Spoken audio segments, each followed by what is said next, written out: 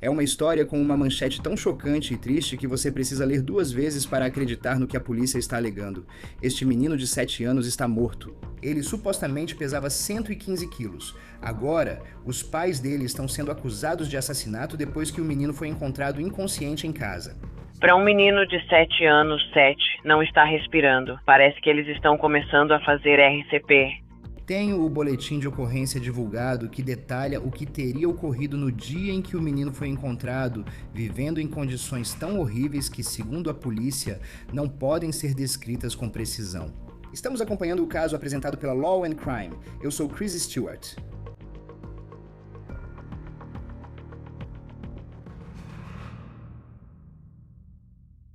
25 quilos. Vamos ser sinceros, esse é um peso considerado pesado até mesmo para os padrões de um adulto.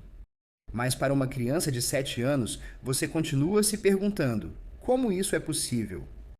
O peso ideal para meninos de 7 anos varia entre 22 e 25 kg.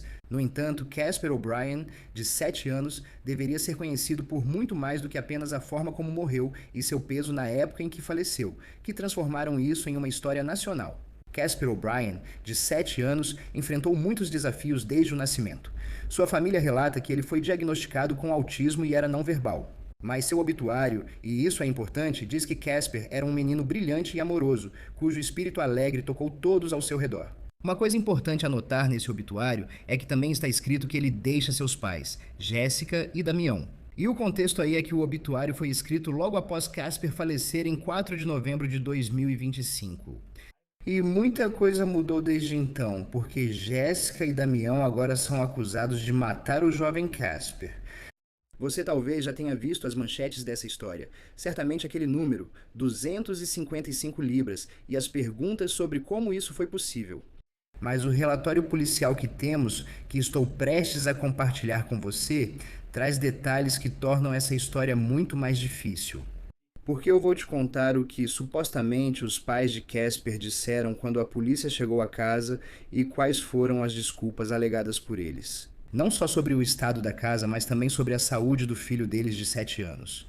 É uma emergência com um menino de 7 anos sem respirar. Parece que eles estão começando a RCP, E26 e Rockland Downtown. A polícia foi chamada naquele dia de novembro pela manhã para uma casa em Genesee Township, Michigan, especificamente em Flint Township. Ao ler o documento policial, percebe-se que os oficiais tiveram dificuldade para descrever com precisão o que relataram ter visto lá. Então encontramos a ligação de 4 de novembro no condado de Genesee, que enviou os policiais para a casa dos O'Briens. Dentro da casa, Casper não respirava. A polícia informou que chegou à casa pouco antes das 9 da manhã. Jéssica O'Brien disse que Casper respirava às 8 horas e 30, mas cerca de 15 minutos depois parou de respirar. Então ela chamou o 911. Um dos primeiros policiais a entrar na casa relatou: observei extrema acumulação. Havia lixo espalhado por toda a residência. Era tão extremo que eu não conseguia dizer se havia carpete ou piso de madeira. Por favor, e eu percebi isso enquanto você lia. É um relatório policial de 16 páginas e cada relato dos, acho que, cerca de 5 policiais que escreveram sobre o que encontraram naquele dia, eles realmente tiveram dificuldade em encontrar palavras para descrever o que vivenciaram quando entraram nessa casa. Um policial relata: a residência estava tão nojenta que palavras não descrevem com precisão. Outro policial disse: ao entrar pela porta da frente, observei a sala de estar completamente coberta de lixo, incluindo inúmeras sacolas de lixo empilhadas. No resumo da declaração de um policial, relataram: a residência estava muito desorganizada e insalubre, com muito lixo e fezes espalhados, emitindo odor insuportável e fétido. Além disso, havia uma grande quantidade de insetos por toda a residência. Essa casa estava um caos, e isso é pouco para descrever a situação. E lá dentro, enquanto eles vasculhavam o lixo, a polícia diz que encontrou Casper O'Brien, esse garoto jovem que estava inconsciente. Os familiares de Casper, especialmente seu tio, supostamente faziam RCP nele. Mas a polícia acaba levando Casper às pressas para o hospital, e ele é declarado morto antes do meio-dia daquele dia. E, de acordo com o legista local, a causa da morte de Casper foi cardiomiopatia dilatada. Então eu pesquisei sobre isso. Não sou médico, mas o Institutos Nacionais de Saúde afirma que é uma doença cardíaca ligada à obesidade. E pelo que eu entendi, o seu coração aumenta de tamanho e fica quase esticado demais para conseguir bombear o sangue de forma eficaz. O coração de Casper estava fraco demais para continuar funcionando. Agora, a polícia conversa separadamente com Jessica e Damian O'Brien. Com base no que foi alegado, você ouve várias desculpas sobre o estado da casa e a saúde do filho.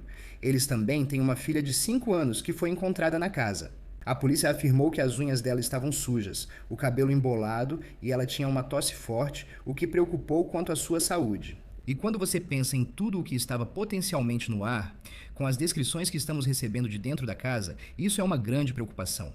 A história que os O'Brien contam sobre o dia a dia de Casper é simplesmente de partir o coração. Jessica disse aos investigadores que Casper conseguia se locomover, mas também afirmou que ele passava 12 horas por dia em sua cama. Vamos encarar os fatos. Ele passava a maior parte do dia acamado. A mãe dele contou à polícia que Casper comia um grande saco de batatas fritas diariamente, uma porção grande de batata frita, água gaseificada com açúcar, ice e suco de maçã. Jessica O'Brien afirmou que Casper só queria comer devido a um transtorno alimentar não diagnosticado. Lembre-se, ele tem apenas 7 anos e não fala. Agora, a polícia diz que ele não via um médico há 2 anos, e eles alegam que Jessica nunca fez realmente um esforço para levar Casper ao médico. Mas eles também dizem, e isso é importante quando você pensa em como o caso criminal pode se desenrolar, eles alegam que ela poderia ter feito isso, e vamos falar um pouco mais sobre como isso influencia tudo isso em um momento. Agora, Casper supostamente não tomou banho por aproximadamente 6 meses. O pai disse que limpava Casper com lenços umedecidos 3 vezes por semana e que ele não gostava de água, embora tivessem um chuveiro funcionando.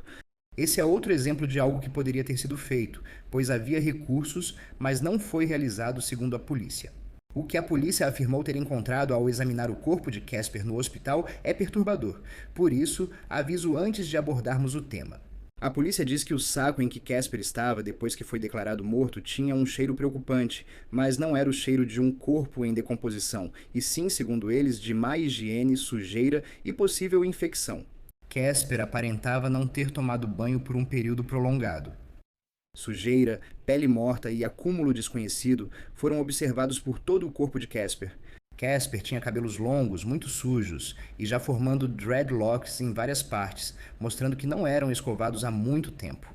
As unhas de Casper estavam muito longas, mal cuidadas e imundas. Ao examinar as dobras da pele e axilas de Casper, o policial registrou: observei vermelhidão e feridas abertas, aparentemente infectadas, com inchaço ao redor das áreas afetadas.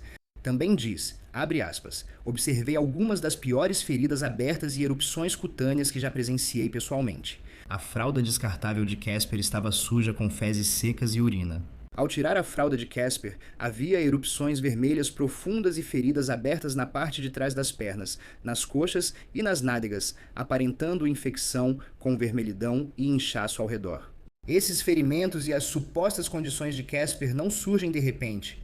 Quero mostrar esta foto para vocês. Esta foto que encontramos está na página do Facebook de Jessica O'Brien e é de 2022. Não está claro como as coisas ficaram tão ruins nessa casa, supostamente enquanto você observa Casper ali. Obviamente, um garoto grande, mas novamente, na época em que ele faleceu, estamos falando de 115 quilos de acordo com a polícia.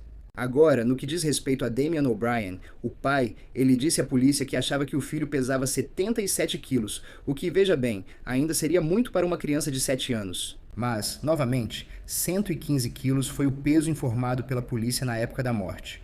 Notei outra coisa no relato apresentado por eles, e é isso. Jessica O'Brien disse a eles que um dos cachorros da família teve um derrame na noite anterior à morte de Casper e que ela se levantou naquela manhã para marcar uma consulta no veterinário. Pense nisso. O cachorro dela supostamente tem problema de saúde. Primeiro, ela liga para o veterinário por causa do cachorro, mas seu filho não vê um médico há cerca de 2 anos. A polícia diz que ela nem sabia quem era o pediatra do Casper. Esse era um menino que tinha sérios problemas de saúde. Já a Jessica e o marido, pelo visto, iam bastante ao médico. Registros do tribunal afirmam que Jessica disse que ela e Damian iam ao médico regularmente. E a consulta mais recente dela foi no mês anterior à morte do filho. Além disso, ela diz que o trabalho de Damian, que era na área de TI, oferecia bons benefícios de saúde com uma coparticipação de apenas 20. Agora, quando perguntada por que não levou seu filho autista não verbal ao médico, a polícia diz que o motivo foi o incômodo. Ela não gostava do fato de ter que ir e esperar muito tempo em uma sala de espera, depois ver um médico, e então, depois de 5 minutos, o médico dizia que seu filho estava bem. Ela também disse à polícia que tinha desconfiança de médicos porque afirma que foi abusada sexualmente por um médico. Olha, não cabe a mim negar se algo assim realmente aconteceu ou não. Não está claro se isso é verdade. Mas mesmo que seja verdade, lembre-se, ela foi ao médico apenas um mês antes do filho morrer. Casper morreu em novembro e por meses a investigação continuou. E então, em 23 de junho, a polícia prendeu Jessica e Damian O'Brien. A polícia diz que Damian não falou com os policiais e pediu um advogado quando foram prendê-lo em casa. Quanto a Jessica, ela conversou com os investigadores. A polícia afirma que durante o interrogatório mostrou a Jessica fotos do corpo de Casper e ela disse que os ferimentos nas costas dele tinham apenas um mês. Eles notam que primeiro ela disse que as feridas tinham poucos dias e depois afirmou não saber das erupções em Casper. Agora, essa família supostamente afirma que tinha dado a Casper algum tipo de banho com lenços umedecidos. Eles limpavam o corpo dele com lenços umedecidos várias vezes por semana, mas Jessica disse que Casper não gostava, então ela só fazia uma limpeza rápida. E, abre aspas, Jessica afirmou que não limpava tanto quanto gostaria. Então, a polícia questionou Jessica, dizendo que ela não tinha conhecimento dos problemas de saúde que o filho estava enfrentando. Perguntei para Jessica se ela já pensou no sofrimento de Casper. Ela respondeu que não, mas provavelmente deveria ter pensado. Então perguntei para Jessica, por que você diz isso? Jessica respondeu, só vendo isso agora, eu não sabia que estava tão ruim assim. Eu não sabia que era tão grave. Eu estava tão deprimida que simplesmente... Então eu resumi que Casper não tomava banho de chuveiro ou de banheira há mais de 6 meses, apenas banhos de pano 2 a 3 vezes por semana. Em seguida, resumi as opiniões médicas dos prontuários. Depois perguntei para Jessica qual era a mobilidade do Casper. Jessica disse que Casper ainda se movia, mas passava cerca de 12 horas por dia deitado na cama. Depois perguntei a Jessica se ela e Damião já tinham conversado sobre as preocupações com a condição médica de Casper. Jessica afirmou, abre aspas, não, a gente estava desmoronando naquele momento. O alcoolismo dele tinha piorado muito, muito mesmo, e a gente praticamente não se comunicava, e eu basicamente estava cuidando das crianças sozinha. Ela disse que Damião tem problema com álcool. Ela também teria admitido que financeiramente estavam bem, pois Damião ganha bem e ambos recebem remédios para controlar o diabetes. Então você vê que as condições deles estão sendo tratadas dentro de casa, mas supostamente o filho deles, que pesava 115 quilos aos 7 anos de idade, era autista e não verbal, não recebeu cuidados médicos, de acordo com a polícia. Casper também não ia à escola. Então ele estava fora do alcance de adultos que poderiam ter ajudado antes que fosse tarde demais. Os pais de Casper disseram querer que ele estudasse em uma escola para crianças no espectro, mas não se sabe se algo foi feito para isso. Os promotores de Michigan não veem o que aconteceu com Casper apenas como um ato de abuso ou negligência infantil, embora supostamente certamente seja isso. Eles estão chamando isso de assassinato. Jessica e Damião foram acusados de homicídio doloso de 2º grau, tortura e 3 abusos infantis de 2º grau. Uma acusação de abuso infantil envolve a saúde e segurança da irmã de 5 anos de Casper. Já dissemos que a polícia tinha preocupações e afirmaram que ela estava muito acima do peso e suja. Os advogados dos O'Briens devem ir ao tribunal em 2 de julho. Casper media 1,27 m ao morrer, resultando em índice de massa corporal de 71,7. Segundo o CDC, o IMC ideal para crianças de 7 anos é 16. Para comentar o caso, recebemos o comandante aposentado da polícia Will Wolfswiller. Eu só fico pensando em 115 quilos, e é como, tipo, para os pais nos registros policiais que temos, agindo como se nada estivesse errado. Eles ficaram surpresos. Quero dizer, você tem pessoas que trabalharam, sabe? Acho que foi o legista que disse que essas são algumas das piores feridas que ele já viu em um corpo, sabe? E é realmente difícil compreender tudo isso. O que você pensa disso ser considerado homicídio em 2º grau? Acho que essa é uma acusação apropriada e acho que eles tinham um jeito de registrar essa acusação até que o legista voltasse com a decisão deles. 115 quilos aos 7 anos de idade. Como isso é possível? Certo. Sabe, é quase como o que penso e chega a ser nojento. Lembro de como alimentam os gansos para fazer foie gras. É quase como se você estivesse apenas enfiando comida goela abaixo desse pobre garoto. As acusações de negligência foram fáceis. Eles só precisaram dar uma olhada ao redor do lugar. O estado do local, o estado da outra criança que foi encontrada lá, isso é fácil. Mas, na acusação de homicídio em segundo grau, foi preciso esperar o legista, o que é adequado. 100%. E o que me chamou a atenção em muitos dos relatórios policiais é como, especialmente Jessica O'Brien, a mãe, supostamente admite que tinha ido ao médico tão recentemente quanto no mês passado. Ela admitiu que eles tinham um plano de saúde, coparticipação de $20, porque o marido dela tem. Você sabe, o que eles descrevem como quer dizer, ele trabalha com TI, então é um emprego estável que oferece benefícios de saúde. Ela disse que não havia restrições financeiras para abrir a família. Não era uma situação em que você diria, bem, a família passou por dificuldades. Ela disse que o dinheiro estava entrando. Além disso, o que me chama a atenção é que ela disse naquela manhã que na noite anterior o cachorro teve um derrame e que ligaria para o veterinário. E é assim, o cachorro está com um problema de saúde e ela liga para o veterinário, mas o filho dela está com um peso absurdo e cheio de problemas de saúde. E mesmo assim, ele não via um médico há 2 anos. Como isso, quando se trata de... E eu meio que listo tudo isso para perguntar, quando você está tentando provar que isso não foi apenas um caso de negligência, que foi muito pior do que isso, como esses detalhes entram no argumento que você pode fazer ao conversar com um promotor, se você é um investigador, sobre o que encontrou? O que me vem à mente é intencional e deliberado. Pais agem de forma intencional, não levam nem colocam a criança na escola. Afirmaram que ele era autista não verbal, mas nunca buscaram diagnóstico. A outra criança também era obesa mórbida e andava pela casa sem roupa. Esse é um comportamento intencional desses pais. Você precisa abordar a intenção desse comportamento. Tortura. Tortura estava entre as acusações. Agora, tortura, o que isso poderia ser? Poderia ser forçar esse garoto a comer? Eu acho que poderia ser. Mas você precisa mostrar que é deliberado e temerário.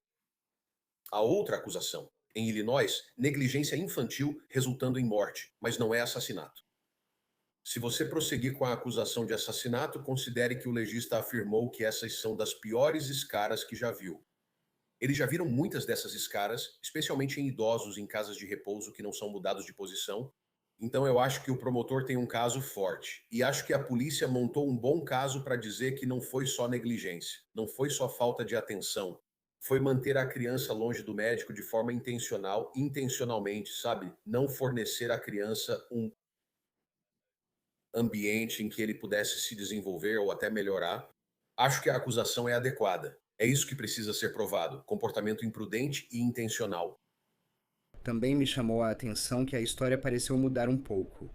E a polícia registrou isso no relatório, onde ela estava um pouco ciente de alguns dos problemas de saúde que Casper tinha em relação a essas erupções e feridas. A princípio, ela disse: acho que eles estavam lá só por alguns dias. No entanto, para um legista analisar isso, esses sinais não surgem em apenas 24 horas. E então, quando ela foi interrogada este mês, ela disse que foi mais ou menos um mês. Já se passaram meses desde que tudo isso aconteceu, mas a história começa a mudar aí. Ela também relatou ter sido abusada sexualmente por um médico, o que a fez desconfiar da classe médica. Não sou eu quem vai dizer se isso realmente aconteceu ou não, mas ela mesma disse que foi a um médico no mês passado. Além disso, e isso foi revoltante, ela disse que não queria ir ao médico porque espera muito na sala, vê o médico por 5 minutos, dizem que seu filho está bem e você vai para casa. O fato da história mudar tanto também não pega bem para ela, se tudo isso for verdade. A única história que nunca muda é a verdade. A verdade é sempre a verdade. Quando você começa a ver mudanças na história, está vendo justificativas para um comportamento ruim. Ela diz que a criança está suja porque nunca gostou de água, então eu limpava ele com lenços umedecidos. Fala sério. Além disso, não confio em médicos, porque ele pesa 115 quilos. Olha, não me importo se você não confia em médico. Por que essa criança tem 115 quilos? Como não percebemos isso? Onde eles moram e que tipo de bairro é esse onde ninguém vê isso? Ninguém questiona onde estão essas crianças. Tem avós? Sabe, a criança foi ao médico há 2 anos. Pode ser que nem haja registros no consultório do médico. Mas, de novo, a criança pesava 70 quilos a menos há 2 anos. Bom, essa também é a questão. O peso. Quem assiste a esse episódio deve estar pensando: tá, a gente já entendeu, mas é tão difícil de compreender. Quero dizer, 115 quilos é o peso de um linebacker da NFL. Esse garoto tinha 7 anos e media 1,27 m. Você vê algumas fotos de 2022, acho que de 2023 no Facebook. E ele parece um garoto grande, mas não parece ter o peso que foi alegado nesse caso. Então, tem uma parte disso que é assim: você ouve algumas das desculpas ou lê algumas das desculpas no relatório policial e pensa: eu provavelmente deveria ter feito um pouco mais aqui, eu queria ter sabido o que estava acontecendo. E é assim, você não pode. Tenho certeza de que, em um julgamento, o júri veria a foto do corpo dele. Tipo, tem que ser muito mais chocante do que qualquer imagem que existe por aí agora para entender como alguém tão jovem poderia pesar tanto assim.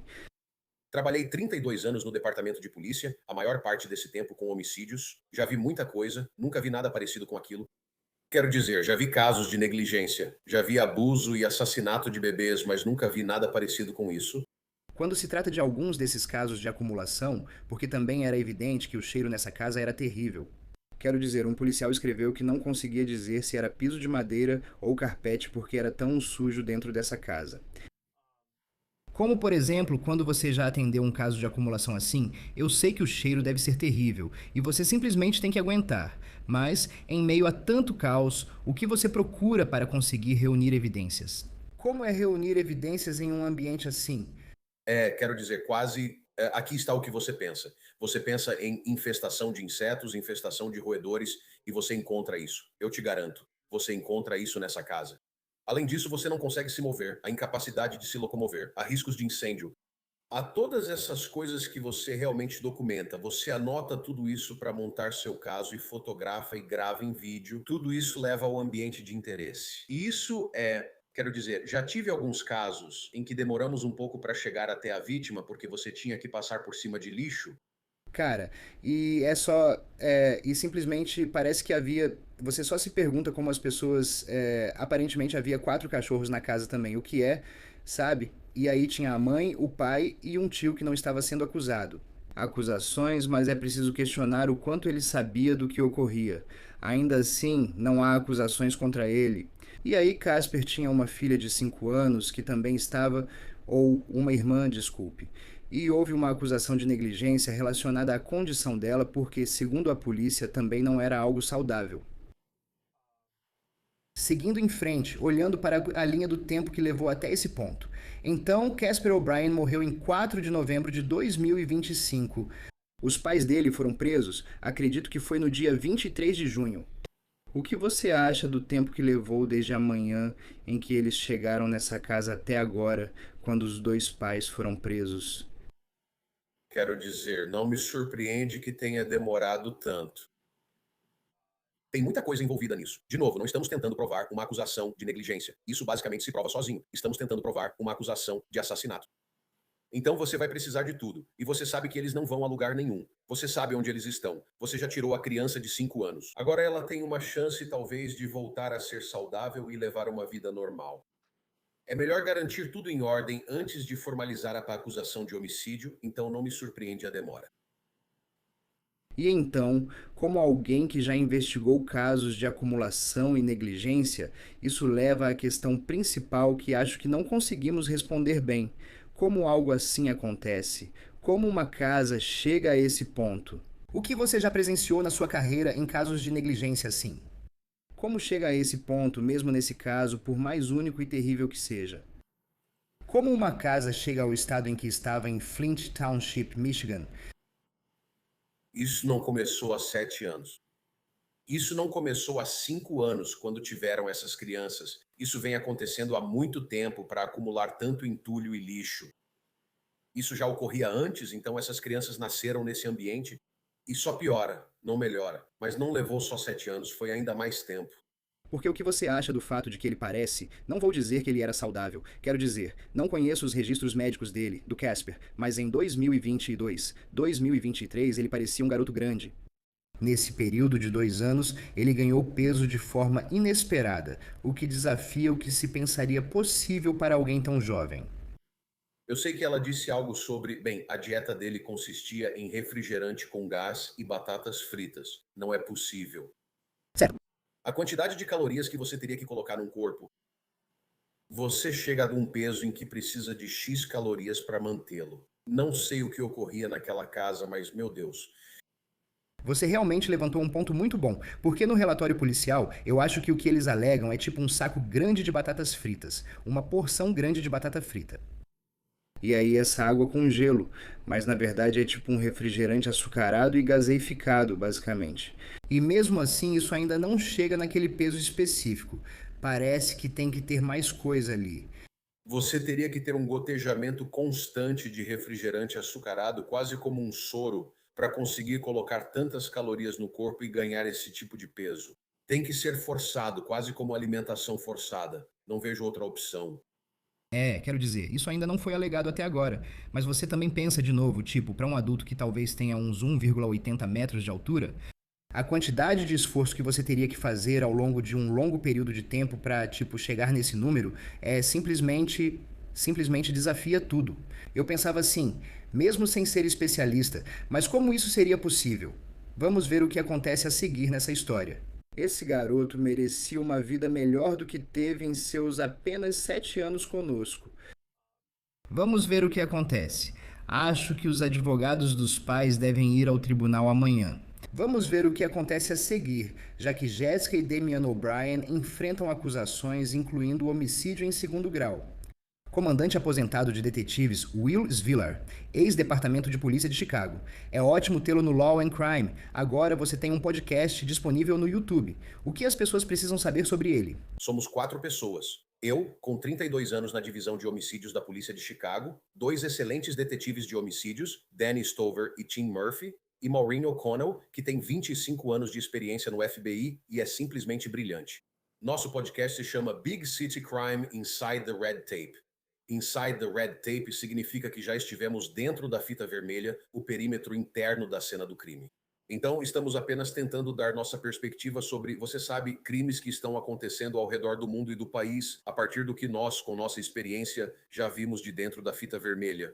E é uma ótima visão. Quero dizer, você faz isso muito bem aqui neste programa, mas para muitos de nós que nunca estivemos dentro da fita vermelha, eu certamente já estive do lado de fora, cobri muitas cenas de crime.